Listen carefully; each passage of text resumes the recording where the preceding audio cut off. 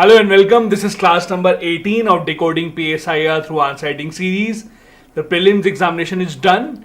If you appeared for this year's prelims, I really hope that you did your best and you're confident enough to go through it and then focus on the mains examination. If you are new here, then let me tell you what do we do. Every single Monday, Wednesday and Fridays at 4 p.m. we have this series where we take our previous year question that UPSC has asked in the PSIR paper, discuss that topic in detail and then try and write the answer. So that you can revise the topics that you've already studied or you can learn about a new topic.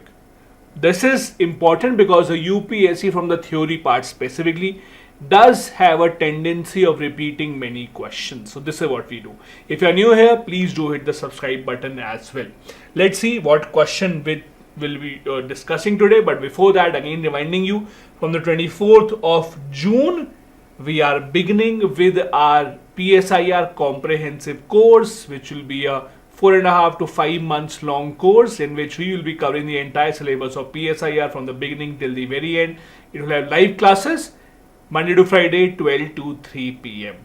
All the details are here. If you want to ask any questions about how to register, this is where you can contact. If you want to register yourself, you can download my app. I'm giving the link of my own app in the description of the video. Download that app and from where you can purchase a course and you will be able to get all the other details. Now let's see what question are we taking up today. There was a question asked in 2022, 15 mark question, 200 words was the word limit. Elitist Theory of Democracy denies the possibility of democracy as rule of the people. Elucidate. So the question mainly is on the elitist theory of democracy. And it says that this theory of democracy says that democracy is not really rule of the people. It's actually something else. So what we will do, we will discuss what is actually the elitist theory of democracy and then we'll try to write the answer to it. So let's start. In simple terms, what is this theory? This theory says that you look at any field in the world. Look at politics itself.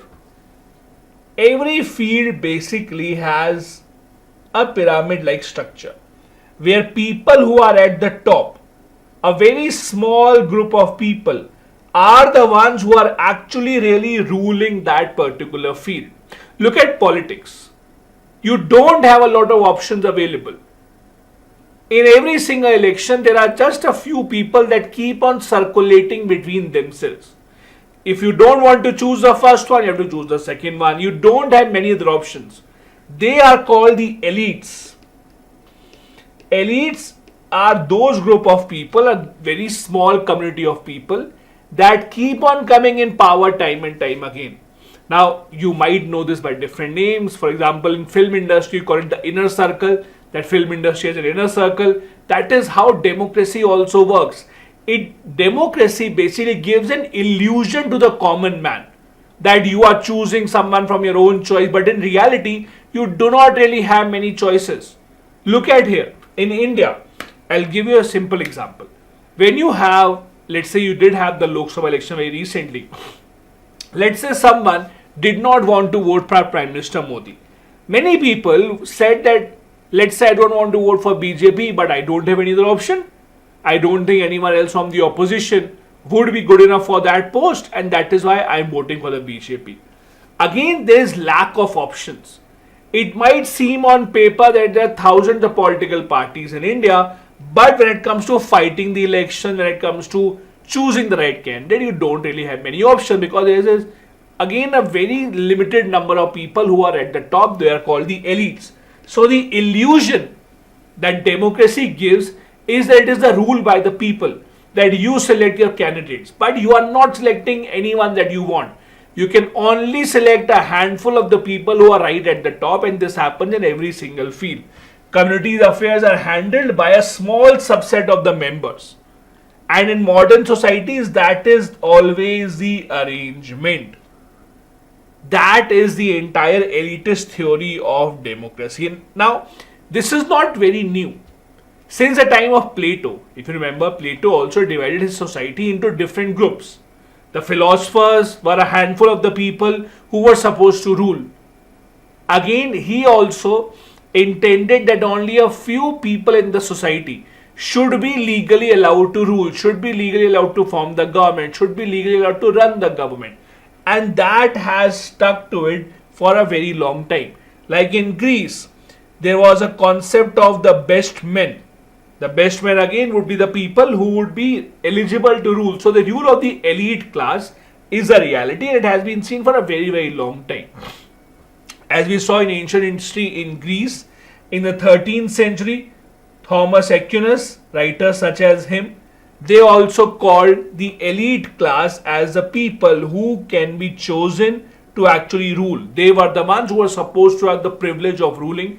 They were the ones who were supposedly chosen by a higher power to rule. In modern times, the people who are regarded as the people behind Elitist Theory of Democracy are two people. First, Gaetano Mosca, and second, Wilfredo Pareto. Do you remember these two names? You can just write the last names, Mosca and Pareto. These are the two people considered to be the fathers of this elitist theory of democracy. These are Italian social thinkers. They were the first one to stipulate that elite rule is inevitable. Democracy just gives a false illusion that you're choosing from the ground root, from the grassroots, you can choose anyone, but in reality, there are a handful of people that come to power time and time again. Can the people who are not at the top of the pyramid, if let's say these are the elite, can people from this group go to the elite class? They can. It's not that they can't. But it takes a very, very, very long time. It takes a very long time for a non-elite to make up space in elite class and then go there. So there is some kind of relegation from this class. Some people may be demoted, but this movement from one class to the other class is not very quick. It's not a very swift movement. It takes many, many, many years for someone to be demoted from the elite class and someone from the normal class to go to the elite class. And again, this is not just politics. Look at, let's say, the movie industry, whichever movie industry you follow. There would be only a handful of people directing the movies time and time again. Handful of people acting in the movies time and time again.